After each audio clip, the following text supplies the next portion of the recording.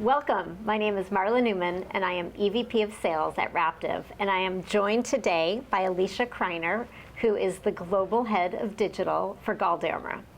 Hi team, nice to meet you all. So today we plan to talk a little bit about building brands and really innovating for the ever-changing consumer demands of today. But before we get into those specific areas, I thought it might be great to have you tell us a little bit about what Galderma is, and then tell us a little bit about your journey, how you started your career in digital marketing and how you got to where you are today. Yeah, thanks so much, Marla. So again, I'm Alicia Criner. I lead global digital for Galderma. Galderma is the leading independent dermatology company. I've been founded since 1981. We have 3 different business units ranging from consumer, so beloved products like Cetaphil skincare, different acne gel. We have our prescription business unit really focused on atopic dermatitis, psoriasis, and all different types of conditions. And our booming aesthetic division business unit, which covers different fillers, injectables like Restylane and Sculptra. And so to answer your question about kind of how I got started in my career, we were just speaking about this actually. We're both Microsoft alum, and that's how I really got my first start into seeing how a behemoth brand like a Microsoft can really transform itself. And I actually got to be there for the launch of Bing, if you remember the launch of Bing. So it was an exciting time to see how a legacy and behemoth brand can really reinvent itself in digital. And that's what got me hooked into the digital world. From there, I went to a startup briefly, and then also went to Amazon, where I did product marketing for Kindle. So when you open up your Kindle and you see all the different types of content and different types of ads and learning journeys and reading journeys, that was part of my role. So I really started to connect the dots of, okay, it's not just digital platforms, but how do we serve content? How do we learn from the content that we're serving? How do we connect with our consumers?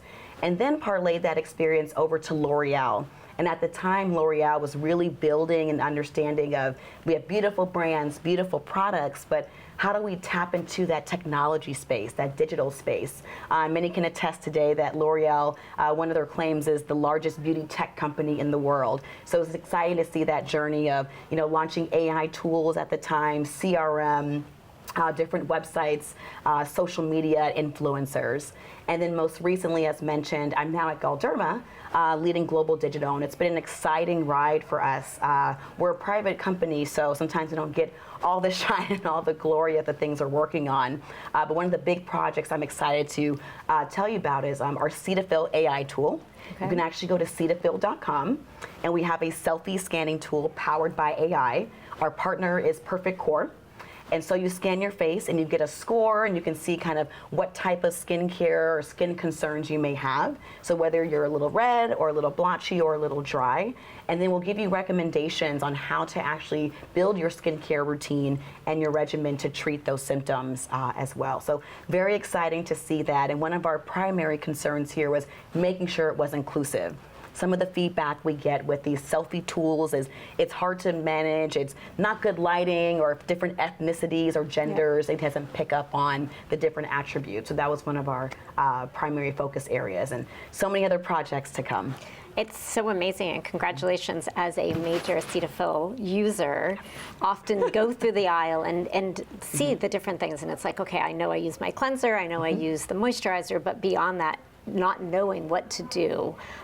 That's absolutely brilliant. Do you want to share a little bit of how are you educating the consumer about this tool and the usability and the ease of it and the value proposition? Yeah, that's a great question. And the skincare market is so saturated. You just talked about going to a store and going on shelf and seeing all these different products and recommendations. For us, it's all about the dermatologist. It's all about the HCP, as we call them, the healthcare professional, really getting that validation from them. We formulate with dermatologists, we test with dermatologists, we're dermatologist endorsed. So really helping our consumer, what I like to say, translate the science, sexy fun science. How do we take all this clinical data and make it digestible for our consumer? And that's where our Cetaphil AI selfie tool comes in handy. I may not have access to a dermatologist, but let me just get a preliminary scan on how my skin is behaving. Then I can go into a store or go online and buy the product that works best for me. That's amazing. That's such a great resource for consumers. Congratulations. And it's fun to do. Scanning your face, a little fun. I can't wait to try it. Good. So let's talk about from your perspective at a broader level, and I think it ties back to how you're innovating and the tools that you're creating for consumers, how have you looked at the landscape in 23, and then you can allude to even more of what you're thinking for 24 from a innovation perspective, and really like how the trends that consumers are bringing, how that's impacting the way that you're marketing to them and the products that you bring to market? Yeah, absolutely. Whew, that's a big question. That's a big question, and also it's what keeps me up at night. Consumers are driving the trends, and one of the best things about living in this time is consumers will tell you exactly what they want.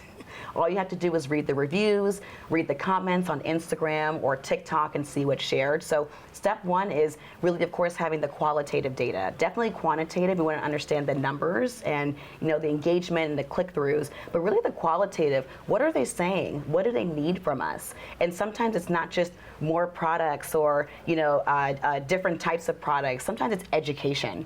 So our focus really is how do we connect education to our consumers? How do we give them more access to dermatologists and healthcare consumers? We're building on our website right now. We have a Find Store locator.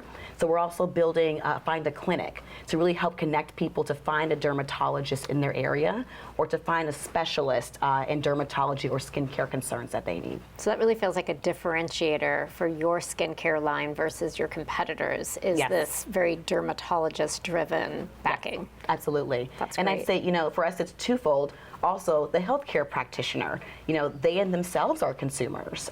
They also want to learn about science and clinical studies and how to better serve their patients. So we're working on some different programs. Galderma, one of our marquee programs is called GAIN, Galderma Aesthetics Injector Network. And so that's our big education platform. We have big congresses and events for that. We have an online version called GAIN Connect. And that's where all the HCPs, injectors, and community can come learn about Galderma programs, learn about education, do webinars, do modules, stay up to date in injecting techniques, because it's not just about what you're using, it's about how you're using it as well. So I think for us, the innovation is really in education. That's amazing. And the only way to innovate is getting consumers to get into that next level. And I can, see clearly that innovation, education is key to that. So in your career, early on when you were at L'Oreal, it seems that you were one of the pioneers in really bringing e-commerce to the beauty industry. Can you talk a little bit about how that's evolved for you, and now at Galderma, how you think about e-commerce and proliferating that to consumers? Yeah, it's a great question. E-commerce is, people think it's so simple of just put the products online and they'll find them. I think I'm becoming a little repetitive at this point, but education really is key. We saw the pandemic really disrupt supply chain. People could not find products in store. They couldn't find them online, but still needed access to them. So I'd say, seeing e-com from the early days to now, it's all about making sure consumers can readily find your product. I'm a firm believer, and we had the panel earlier, and again, it's not groundbreaking, but it's the truth, SEO. Making sure your consumers can find your products, making sure your headlines are optimized, your product detail pages are optimized, your content is optimized, meaning it features different ethnicities, different genders, different ages as well, different textures. So I think, e-commerce is not as simple as just an online shop. It's really an education platform for people as well. That's great. And e-commerce is definitely, I would imagine, to be more performance focused and lower funnel. How do you think about striking the balance between branding and performance? Yeah, that's a really good question. If you don't speak up for your brand, somebody else will speak up for you.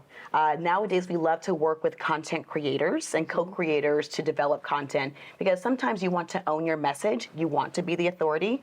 Other times, you kind of need to fall back and let someone else have that authority in your behalf. Example, dermatologists, or help people who think they may have an issue with some dry skin, but it really could be psoriasis or eczema, and learning through the community. So one half of it is really just getting the awareness out there, really getting people to understand why your brand is different, your value proposition is different, and what's in it for me. How can you help the consumer? The other half of it is, yes, we're here to drive sales as well. I mean, we are businesses, we are companies here, so we are here to drive sales. So let's make sure that we're not just getting the lead acquisition, also the retention piece. And I think that's a priority for my team. I think the stat still is about the same of it takes someone 5 to 7 times to see your ad to make an action.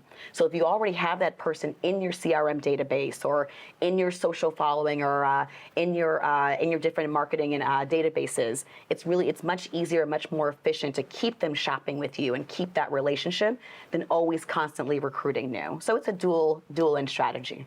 That makes a ton of sense. Thank you.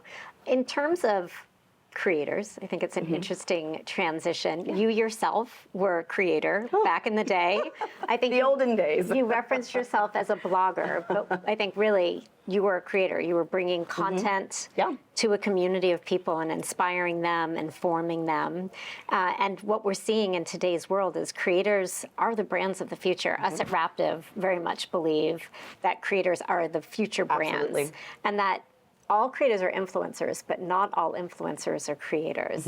So I'd love to get your perspective on this change in the consumer behavior and how they seek information and inspiration and how that might be informing your strategies. Yeah, consumers hold the power. I think in the past with marketing, the whole idea of push and pull marketing, brands could create whatever big brand message they wanted, push it onto the consumers, and they had no choice but to consume it. Now consumers can go anywhere for their information. They can go to, TikTok. They can go to a forum on Reddit or a private Facebook. So for us, it's making sure that not only are we creating our own message, but we're partnering with content creators and influencers, similar but not the same, who share our brand attributes. So we're really looking for, Cetaphil's a great example. It's our, marquee consumer brand. We're all about sensitive skincare. And not everyone understands they have sensitive skincare. They may think it's just a rash or just an irritation, but actually you likely have sensitive skincare. But that doesn't mean you are sensitive. You're actually very strong in what you're going through and putting yourself out there and finding solutions. So how do we find creators who share those attributes as well? That's really our focus area. And the ability for them to share that story to a community that trusts their point of view, and it creates such a great dynamic and environment to be a part of. Exactly. And I love that you used that word community, I hate thinking of it as a influencer strategy. I try to think of it as an advocacy strategy. How do we get advocates to want to talk about us? It's helpful if it's a, paid relationship and paid content, but what we want is that people are so excited about our brand and the solutions we provide, the education and value we give, that they want to shout from the mountaintops and really support the community that they're in. Well, I think that's what makes utilizing creators and fostering the creator economy is making it as genuine. I'm not going to use the word authentic because Merriam-Webster has now termed it the word of the year, but genuine I think is really important, and that's what they really bring to the forefront. Absolutely. So let's talk a little bit about some of I'd love to hear where you're going in 24, but a quick look back as we're almost ending 23. Year in review. What would you say what are some of the highlights in terms of your marketing initiatives this year? Yeah, we've had some really big campaigns coming this year, or this past year that we've had. Restylane, like I mentioned, is one of our key aesthetic products as well. And, there's been some, actual backlash in the community about fillers and this whole, we've seen the anti-makeup revolution. There's been some backlash about, fillers and people being overdone. I think the Restylane team has done an amazing job of showing that there are natural ways to do this.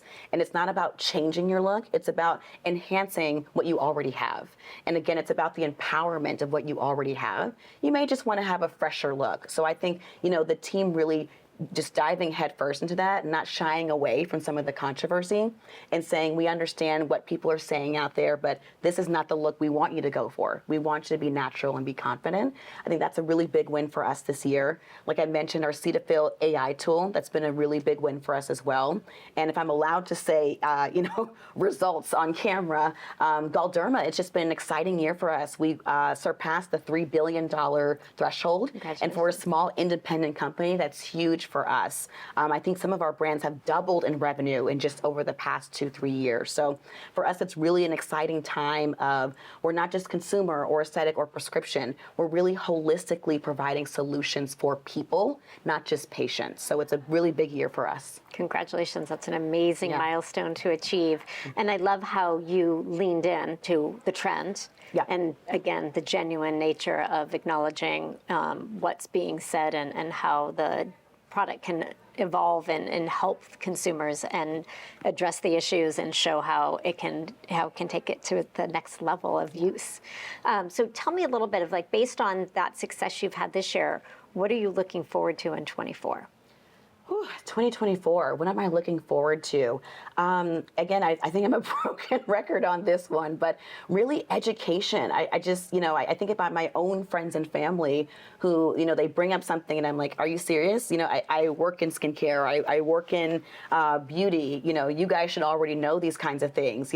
For instance, sunscreen. We're still teaching people that sunscreen is the best anti-aging you could have. It's the best way to protect your skin. From a technology perspective, really making sure our doctors and dermatologists even understand that as well. They went to medical school, not product school. Right. So, there's so many ways of educating on the content, but also the channel and the medium. TikTok is a great way to educate. And I know everyone wants to have content creators and do dances and do challenges, but TikTok is also a great place to really solidify your brand and actually have a serious conversation about skincare, skin cancer prevention. So I think that's really what excites me for 2024. And also, I'm sure everyone's also giving this answer, but AI. It's one of those things, we've been doing AI. We've been doing AI for so long. I think now that we're doing consumer AI, like ChatGPT and these types of things, there's just so much more we can do with it. And like I said on stage earlier, my personal manifesto with AI is don't forget SEO. Don't forget search engine optimization. Where do you think these chatbots are pulling the information from? Exactly. It's from our websites, from our data, from open source information. So as brands, we have a responsibility to have truthful content, up-to-date content. So I think for me, that's an exciting kind of revolution of we actually get to inform this. It's not that AI is happening to us. We are actually the ones powering it. So there's so much opportunity there for us as well. I can't wait to see all that you're going to accomplish. Yeah, that's thank fantastic. So as we wrap up, I think going back to for your career and the journey that you've been on, is there any advice you would give to younger marketers just starting out as we enter a new year and a new perspective? What would you like to share? Yeah, I would say two main kind of career principles that I've learned and mentors have shared with me is always know your numbers. Always know your numbers, whether it's creating your own dashboard, creating your own cheat sheet.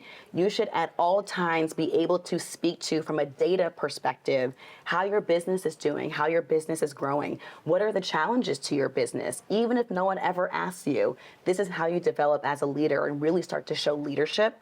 And I would say second, take risks. Raise your hand, sign up for things. I think I've, like I mentioned, my expertise really is, a consumer skincare, consumer technology. I'm learning a whole new world of prescription marketing, aesthetic marketing as well. So take risks, raise your hand. Knowledge is power, and empower yourself. Excellent. Well, thank you so much for taking the time today. I enjoyed our conversation so much. Thank you, Marla. Thank you so much.